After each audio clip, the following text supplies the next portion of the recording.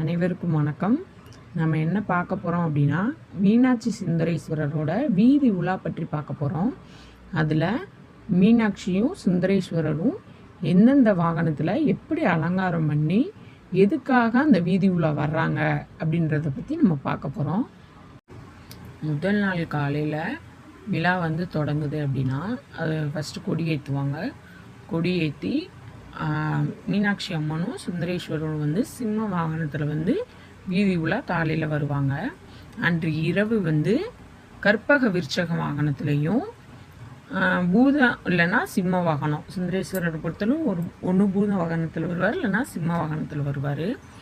இப்போ கற்பக விருட்சக வாகனத்தோட சிறப்பு என்ன அப்படின்னு சொல்லி கேட்டால், கற்பக விருட்சகம் அப்படின்றது தேவர் உலகில் ஒரு புனிதமான மரம். இதுக்கு கீழே நின்று நம்ம என்ன வேண்டுனாலும் அது உடனடியாக நடைபெறுன்றது ஐதீகம். மீனாட்சி அம்மன் கற்பக விருட்சண வாகனத்தில் பவனி வர்றது எதுக்கு அப்படின்னா, தன்னை நாடி வர்ற பக்தர்களுக்கு அள்ளி தரும் தாயாகவும் அவர் திகழ்கிறாரு அப்படின்றத உணர்த்துறதுக்காக நம்மளுக்கு கற்பக விருட்சக வாகனத்தில் வர்றாங்க. வாகன அமைப்பு மற்றும் அதோட அலங்காரம் எப்படி இருக்கும் அப்படின்னு கேட்டால், சுந்தரேஸ்வரர் சிம்ம வாகனத்தில் எழுந்துருவார். மீனாட்சி அம்மன் தங்கத்தில் ஆன கற்பக விருட்சக வாகனத்தில் பச்சை பட்டுடுத்தி மல்லிகை பூ மற்றும் வைர ஆபரணங்களால் அலங்கரிக்கப்பட்டு நம்மளுக்கு காட்சியளிப்பாங்க.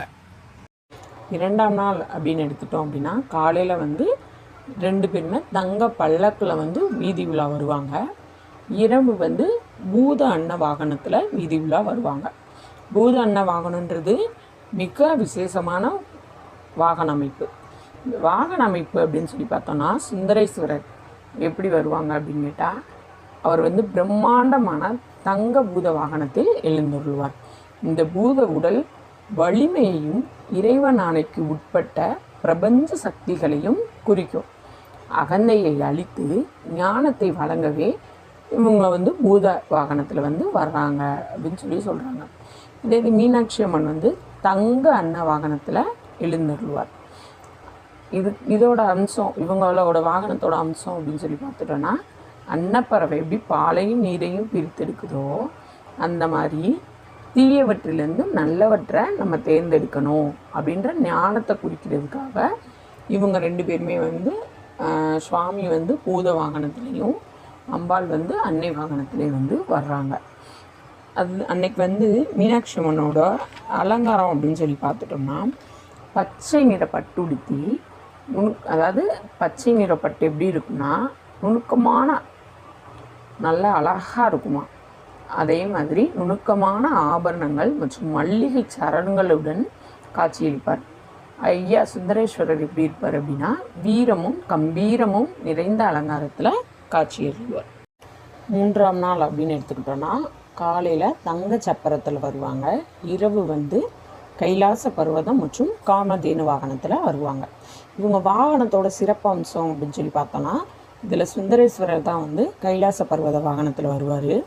இவர் இவரோட இருப்பிடமான இமயமலையில் இருக்க கைலாய மலையவே வாகனமாக கொண்டு எழுந்தருள்வார். இது இறைவனின் முழுமுதற் தன்மையும் அசைக்க முடியாத சக்தியையும் குறிக்கிறது. இது மீனாட்சி அம்மன் காமதேனு வாகனத்தில் வருவாங்க. அன்னை மீனாட்சி கேட்டதை தரும் தேவலோக பசுவான காமதேனு வாகனத்தில் எழுந்தருள்வார். இது அன்னை தன்னிடம் வரும் பக்தர்களின் நியாயமான கோரிக்கை அனைத்தையும் நிறைவேற்றி வைப்பார் என்பதை குறிக்கிறது. இதில் என்ன இருக்குது அப்படின்னு சொல்லி பார்த்தா, அதோட தகவல் என்ன இருக்குது அப்படின்னு பார்த்தா, கைலாச பர்வத வாகனத்தில் சிவபெருமானை தரிசிப்பது அப்படின்னு பார்த்தா, தரிசிக்கணும் இல்லையா, அதாவது சிவபெருமானை நம்ம கைலாச பர்வத வாகனத்தில் தரிசிக்கிறது நாம் நேரடியாகவே கைலாயத்திற்கு போய் இறைவனை வழிபட்டதுக்கு சமமான பலனை தரும் அப்படின்றது மதுரை மக்களோட நம்பிக்கை. நான்காம் நாள் தங்க பல்லக்கில் வருவாங்க. இந்த பல்லக்கு அப்படின்னு சொல்கிறது அரச மரியாதையோட அடையாளம் அப்படின்வாங்க. அம்மன் பல்லக்கில் வர்றப்போ மிகவும் நுணுக்கமான வேலைப்பாடுகள் நிறைந்த ஒன்று நீல நிற பட்டு சேலை, இல்லைன்னா பச்சை நிற பட்டு சேலை. அம்பாள் இந்த பட்டு மட்டும்தான் அணிஞ்சு கையிலான தங்க கிளியோட அன்னைக்கு காட்சியளிப்பாங்க. சுவாமி மற்றொரு தங்க பல்லக்கில் எழுந்தருள்வார். தங்க பல்லக்கில் அன்னை மீனாட்சி வந்து புன்னகை பூத்த முகத்தோட புன்னகை பூத்த அந்த அன்னை மீனாட்சி அன்னைக்கு பார்க்குறது குடும்பத்தில் அமைதியையும் மகிழ்ச்சியையும் தரும் அப்படின்றது நம்மளோட நம்பிக்கை. 5ஆம் நாள் அப்படின்னு பார்த்தா குதிரை வாகனத்தில் வந்து வருவாங்க. தங்க குதிரை வாகனத்தில் அம்மனும் அப்பனும் காட்சியளிப்பார்கள். ஆன்மீக ரீதியாக நம்ம குதிரை அப்படின்றது என்ன அப்படின்னா, குதிரைன்னு பொதுவாக எடுத்துக்கிட்டோம்னா அதுக்குரிய வேகம் அதிகம். அந்த வேகத்தையும் மனக்கட்டுப்பாட்டையும் குறிக்குது. இவங்க அம்மனும் அப்பனும் எதுக்காக குதிரையில் வர்றாங்க அப்படின்னா, அதாவது நம்மளோட மனமை வந்து குதிரையாக ஒப்பிட்டு அதை நம்ம அடக்கி நம்ம வந்து நல்வழிப்படுத்தி நம்மளோட மனசை அடக்கி நல்வழிப்படுத்தி வாழ்க்கையை நடத்தணும் அப்படின்றதுக்காக வர்றதா குறிக்கிறது. அலங்காரம் எப்படி இருக்கும் அப்படின்னு பார்த்தா, சுந்தரேஸ்வரர் வந்து அன்று வைர கிரீடம் மற்றும் திருவாபாரணங்கள் அணிந்து கையில் வேலேந்தி வேட்டைக்கு செல்கிற கோலத்தில் காட்சியளிப்பார். 6ஆம் நாள் அப்படின்னு நம்ம எடுத்துட்டோம் அப்படின்னா, மீனாட்சி அம்மனும் சுந்தரேஸ்வரர் வந்து தங்க ரிஷப வாகனம் வெள்ளி ரிஷப வாகனத்தில் வந்து வருவாங்க. இப்போ ரிஷப வாகனத்தோட சிறப்பம்சம் அப்படின்னு கேட்டால், சிவனோட வாகனம் என்ன அப்படின்னு கேட்டால் ரிஷபம் தான், அதாவது நந்தி தான். தர்மத்தின் வடிவமாக கருதப்படுகிறது. அதன் மீது இறைவன் அமர்ந்து வருவது தர்மம் எப்போது இறைவனை தாங்கி நிற்கிறது அப்படின்றது குறிக்குது அப்படின்னு சொல்கிறாங்க. அன்னைக்கு அலங்காரம் அப்படின்னு எடுத்துட்டோன்னா, மீனாட்சி அம்மனும் சுந்தரேஸ்வரரும் பட்டு வஸ்திரங்கள் மற்றும் வைர வைடூரிய ஆபரணங்கள் அணிந்து ஜொலிப்பார்கள். குறிப்பாக அம்மன் கையில் கிளியுடன் பச்சை நிற பட்டுடுத்தி வருவது பக்தர்களை பரவசப்படுத்தும் அப்படின்னு சொல்கிறாங்க. இந்த வீதி உலாவப்போ அதிகம் வந்து ஹரஹர மகாதேவா அப்படின்ற கோஷம் வந்து கொடுக்கறது நம்மளுக்கு நல்லது.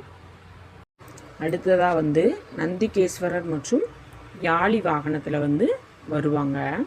யாழி வாகனத்தோட சிறப்பு அப்படின்னு கேட்டால், யாழி என்றது வந்து சிங்கம், யானை மற்றும் குதிரை ஆகியவற்றின் உருவங்கள் கலந்த ஒரு வலிமையான புராண உயிரினமாகும்.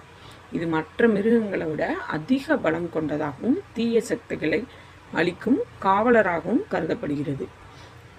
இறைவன் யாழி வாகனத்தில் வர்றது அவர் அனைத்து ஆற்றல்களையும் கட்டுப்படுத்துபவர் என்பதையும் பக்தர்களுக்கு பாதுகாப்பை வழங்குகிறார் அப்படின்றதையும் குறிக்குது.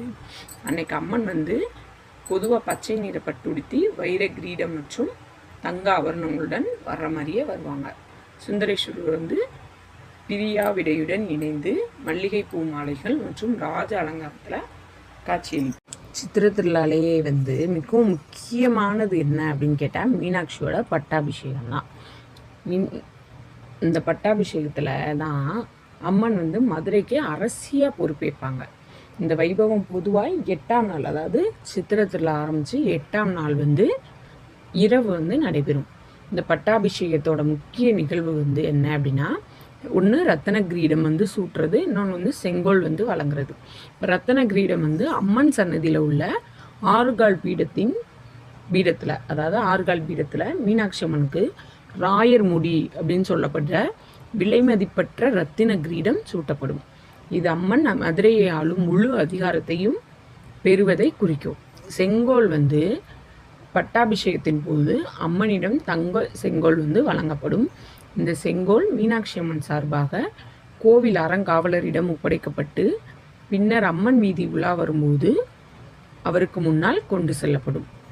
அன்றைய இரவு வந்து அம்மன் வந்து வீதி உலா வர்றப்போ அம்மனோட என்ன பண்ணிடுவாங்கன்னா சேர்த்து கட்டி வச்சு அம்மன் வந்து செங்கோல் ஏந்தியவாறு நம்மளுக்கு காட்சியளிப்பாங்க. அடுத்ததாக வந்து திக்கு விஜயம், அதாவது மதுரை சித்திரை திருவிழாவில் 9ஆவது நாள் நடைபெறுறது தான் மீனாட்சியோட திக்கு விஜயம். திக்கு விஜயம் அப்படின்னா வீரமும் பக்தியும் கலந்த ஒரு அற்புதமான நிகழ்வாகும். அரசியாக பட்டாபிஷேகம் சூடிக்கொண்ட மீனாட்சி அம்மன் 8 திசைகளிலும் உள்ள காவலர்களை வென்று இறுதியில் சிவபெருமானை சந்திக்கும் வீர வரலாறு தான் திக்கு விஜயம்.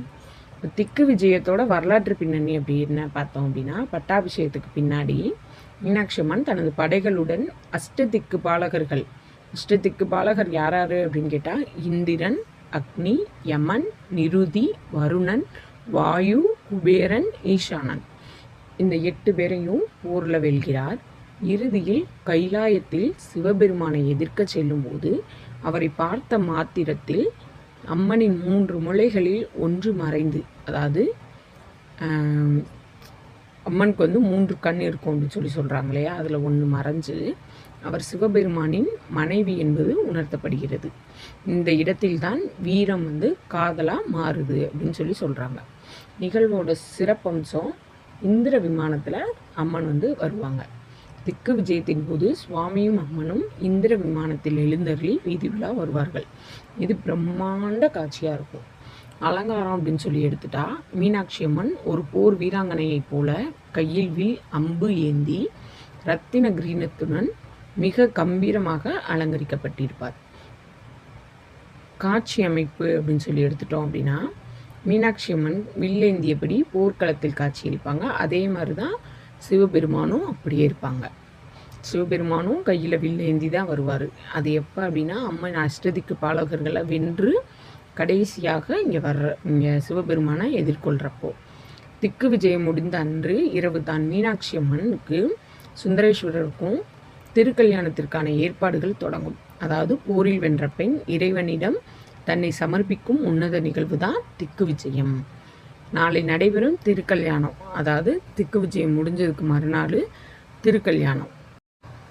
இப்போ திருக்கல்யாணம் அப்படின்னு சொல்லி எடுத்துட்டோம் அப்படின்னா 10வது நாள் நடைபெறது தான் திருக்கல்யாணம்.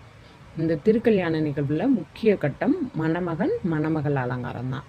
இப்போ மீனாட்சி அம்மன் வந்து விலை மதிக்க முடியாத பச்சை நிற பட்டு உடுத்தி வைர கிரீடம் மற்றும் திருமாங்கல்ய ஆபரணங்கள் அணிவிக்கப்பட்டு ஒரு மணப்பெண்ணாக கண்கொள்ளா காட்சியாக இருப்பார். சுந்தரேஸ்வரர் அப்படின்னு எடுத்துட்டோம் அப்படின்னா சிவபெருமான் சொக்கநாதராக ராஜ அலங்காரத்தில் மணக்கோலம் பூண்டு காட்சி தருவார். தாரை வாத்து கொடுக்குறாங்க அப்படின்னா அங்கே யார் தாரை வாத்து கொடுப்பாங்க அம்மனை அப்படின்னு கேட்டால் பவளக்கனிவாய் பெருமாள் தான் வந்து தாரை வாத்து கொடுப்பாங்க. மதுரை திருமணத்தின் தனி சிறப்பு என்ன அப்படின்னு கேட்டால், மீனாட்சியோட அண்ணனாக திருப்பரங்குன்றம் பவளக்கனிவாய் பெருமாள் வந்து தனது தங்கை மீனாட்சியை சிவபெருமானுக்கு தாரை வார்த்து கொடுப்பார். இது சைவ மற்றும் வைணவ ஒற்றுமைக்கு ஒரு சிறந்த உதாரணம் அப்படின்னு சொல்லி கருதுறாங்க. திருமாங்கல்ய தரிசனம் திருக்கல்யாணத்தின் உச்சக்கட்ட நிகழ்வு. அம்மனுக்கு மாங்கல்ய நான் சூட்டப்படுறதான். அப்போது அங்கு கூடியிருக்கும் பல்லாயிரக்கணக்கான பெண்களும் தங்களோட மாங்கல்ய சரடா புதிதாக மாற்றிக்கிடுவாங்க. இது சுமங்கலி பாக்கியம் தரும் அப்படின்றது நம்பிக்கை. இங்கே அதாவது திருமணம் எங்கே நடைபெறும் அப்படின்னு கேட்டால், மண்டபம் வந்து எங்கே அப்படின்னா திருமணத்திற்காகவே பிரத்யேகமாக அமைக்கப்பட்ட திருக்கல்யாண மண்டபம் மீனாட்சி அம்மன் கோயிலுக்குள்ளே இருக்கு இல்லையா, அந்த மண்டபத்தில் தான் நடைபெறும். இதில் வந்து அம்மனோட பச்சை நிற மேனியும் சுவாமியின் தங்க நிற தோற்றமும் பெருமாளின் முன்னிலையில் இணையும் காட்சி மிகவும் சக்தி வாய்ந்தது. அன்னைக்கு திருமணத்துக்கு வர எல்லாத்துக்குமே கல்யாண சாப்பாடு வந்து நடைபெறும். திருக்கல்யாண விருந்துன்றது வந்து காலையிலேருந்து ஈவினிங், அதாவது மேக்ஸிமம் நைட் வரைக்கும் நடைபெறும். ஈவினிங் ஒரு 6 மணி 7 மணி வரைக்கும் அங்கே நடைபெறும். திருக்கல்யாணத்துக்கு அப்புறம் என்னென்ன நிகழ்வு அப்படின்னு சொல்லி பார்த்தா, திருக்கல்யாணம் முடிஞ்ச அந்த இரவு கிடையாது, அந்த ஈவினிங் அந்த மாலை நேரத்தில் புதுமண தம்பதிகள் யானை வாகனத்திலும் புஷ்ப பல்லக்களை வந்து வீதி உலா வருவாங்க அப்படின்னு சொல்கிறாங்க. அதாவது இந்த திருமணத்தப்போ மதுரை மக்கள் இருக்காங்க இல்லையா, அவங்க எப்படி பார்ப்பாங்க அப்படின்னா, அதாவது தங்கள் வீட்டு ஒரு பொண்ணுக்கு கல்யாணம் பண்ணி கொடுத்தா எப்படி ஒரு சந்தோஷத்துலையும் அந்த பொண்ணு கல்யாணம் முடிஞ்சு போகையில் எப்படி ஒரு இது இருக்கும். ஸோ அந்த மாதிரி மதுரை மக்கள் எல்லாமே அன்னைக்கு நல்லா தங்கள் வீட்டில் ஒரு கல்யாணம் நடந்தால் எப்படி கொண்டாடுவாங்களோ அந்த மாதிரி எல்லாருமே கொண்டாடுவாங்க. 11ஆம் நாள் அப்படின்னு எடுத்துட்டோம் அப்படின்னா தேரோட்டம். அந்த தேரோட்டம் அப்படின்னு பார்க்கும்போது 2 தேர் வரும். அதில் பெரிய தேர் வந்து சுவாமி தேர். சுந்தரேஸ்வரர் பிரியாவிடையுடன் எழுந்தருளும் இந்த தேர் மிகவும் பெரியது, அதோட கனமாகவும் இருக்கும். இது வந்து கருங்காலி மரத்தால் செய்யப்பட்டிருக்கும். இந்த தேரோட சக்கரம், அதோட சிற்பம், வேலைப்பாடு, கலை நுணுக்கம் கொண்டவை. தேரோட உச்சியில் பிரம்மாண்டமான துணிகளாலான குடைகளும் வண்ண கொடிகளும் கட்டப்பட்டிருக்கும். இன்னொரு தேர் அப்படின்னு எடுத்துட்டோம் அப்படின்னா அது அம்மன் தேர். சுவாமி தேருக்கு பின்னாடி வரும் அந்த தேர். அதாவது அது வந்து கொஞ்சம் சின்ன தேர் தான். அன்னை மீனாட்சி தனி கொடியுடன் பட்டு உடுத்தி மகாராணியாக இந்த தேரில் வீதி உலா வருவார். இவங்க இந்த தேர் வந்து அதிகாலையிலேயே சுவாமியும் அம்மனும் தேரில் எழுந்தருள்வார்கள். ஆயிரக்கணக்கான பக்தர்கள் இதில் வந்து ஹரஹர மகாதேவா, மீனாட்சி சொக்கநாதா அப்படின்னு சொல்லி கோஷமிஷ்டப்படி வடம் பிடித்து தேரை இழுப்பார்கள். இப்போ இது எங்கெங்கேருந்து வரும் அப்படின்னா, மாசி வீதி, கிழக்கு மாசி வீதியில் தொடங்கி தெற்கு மேற்கு மற்றும் வடக்கு மாசி வீதிகள் வழியாக தேர் திருப்பி அந்த கிழக்கு மாசி வீதியிலே வந்து வந்தடையும். இதில் வந்து சர்வ அலங்காரம் அப்படின்னு பார்த்தா, தேரோட்டத்தப்போ சுவாமிக்கு சிறப்பு ராஜ அலங்காரம் செய்யப்பட்டிருக்கும். வெயில் மற்றும் தூசியிலிருந்து காக்க சுவாமிக்கு திரையிடுவதும் பின்னர் தீபாரதனை காட்டுவதும் வழக்கம்.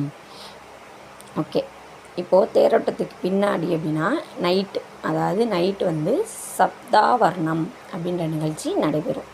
இதுக்கு மறுநாள் வந்து அதான் 12ஆம் நாள் திருவிழா பொற்றாமரை குளத்தில் தீர்த்தவாரி நடைபெற்று அவ்வளோதான், திருவிழாவே கொடியிறக்கத்துடன் நிறைவு பெறும். உங்களுக்கு இந்த சேனல் பிடிச்சிருந்துச்சுன்னா லைக் பண்ணுங்கள், ஷேர் பண்ணுங்கள், சப்ஸ்கிரைப் பண்ணுங்கள்.